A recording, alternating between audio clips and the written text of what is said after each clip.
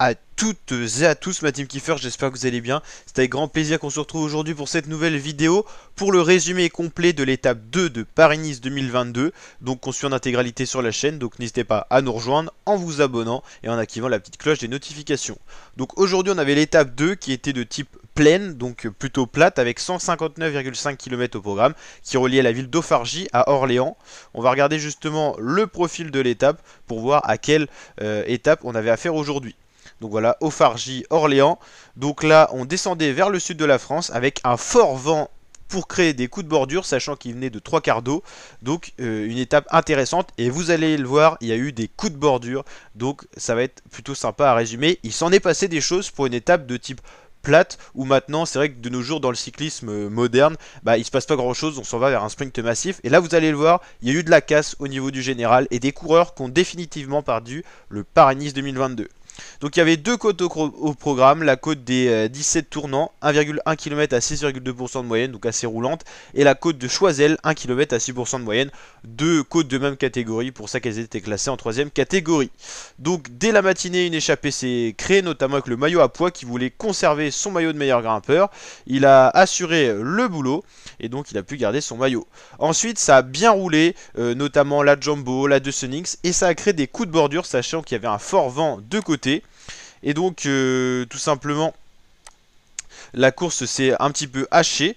Donc comme on l'a vu au début, Matthew Holmes, le Britannique, a pris les points pour le grimpeur. Il peut conserver donc son maillot de meilleur grimpeur donc du côté de la Lotto Soudal. Dans l'échappée, on avait Matthew Holmes, on avait également Philippe Gilbert, un vieux routard, et le Français Alexis Goujard qui fait le doublé en échappée, sachant qu'il était dans l'étape 1, dans la fin de l'étape, et là il était encore dans l'étape 2. Donc on avait donc un trio en tête qui s'est disputé les différents points. Mais bon, c'est surtout Matthew Holmes qui a pris les points. Au niveau du classement du sprint, c'était Alexis Goujard qui avait pris les points. Donc voilà. Ensuite, on a assisté à la formation de groupe avec notamment Maximilian Schachmann, le double vainqueur du Paris-Nice qui a été pris dans une cassure. On avait notamment Jorgensen pour la Movistar, le leader, qui a été pris dans des cassures. Et donc c'est vrai que ça a haché pas mal la course, pas mal de sprinters piégés, Sam Bennett pris dans une bordure, encore plein d'autres sprinters. Il restait pas non plus Groenewegen, et au final à l'avant on retrouvait des sprinters comme Van Aert, Laporte, Coquard, Jacobsen, donc voilà.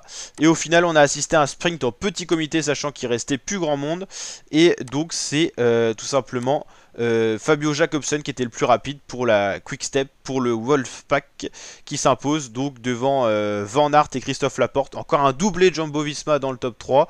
On retrouve Lucas Meixech, Mats Pedersen, Jasper Stuyven, Luca Mozzato, le petit sprinter de la BNB, Juan Sebastian Molano, Oliver Nassen et Chase Ball pour finir ce top 10 du sprint. Donc il y avait quand même pas mal de sprinters dans le groupe.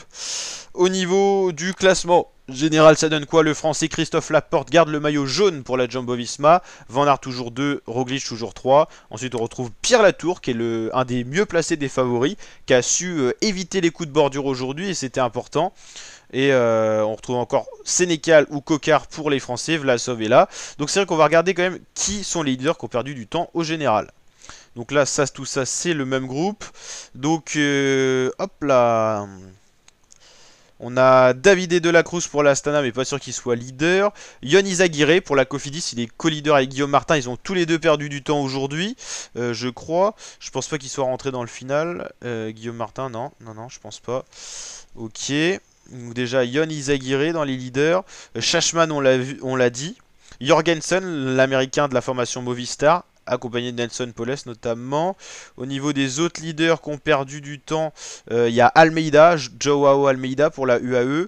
On a eu Steven Kruijswijk qui a chuté aujourd'hui, qui a perdu beaucoup de temps, hein, il est plus dans le général du tout. Hop, Gorka Izagirre, c'est pas vraiment un leader, il y en a encore plein de pas arriver, hein, il y a 154 coureurs, ça monte un petit peu les cassures et l'écart au temps qu'il peut y avoir. Donc on l'a dit, Christophe Laporte reste maillot jaune, maillot vert c'est Christophe Laporte également, meilleur grimpeur c'est Mathieu Holmes qui a assuré le boulot aujourd'hui, meilleur jeune c'est Stan De Wulf devant Clément Champoussin, et la meilleure équipe c'est bien sûr la Jumbo-Visma qui fait le top 3 du classement général pour le moment. Et voici tous les porteurs distinctifs mis à jour, des maillots distinctifs. Jacobsen doit porter le maillot vert, sachant que Laporte porte le maillot privilégié qui est le maillot jaune le plus combatif du jour. Le prix Antargaz a été remis à Philippe Gilbert, l'éternel coureur de la Lotto Soudal. Bon la team, j'espère que cette vidéo vous a plu.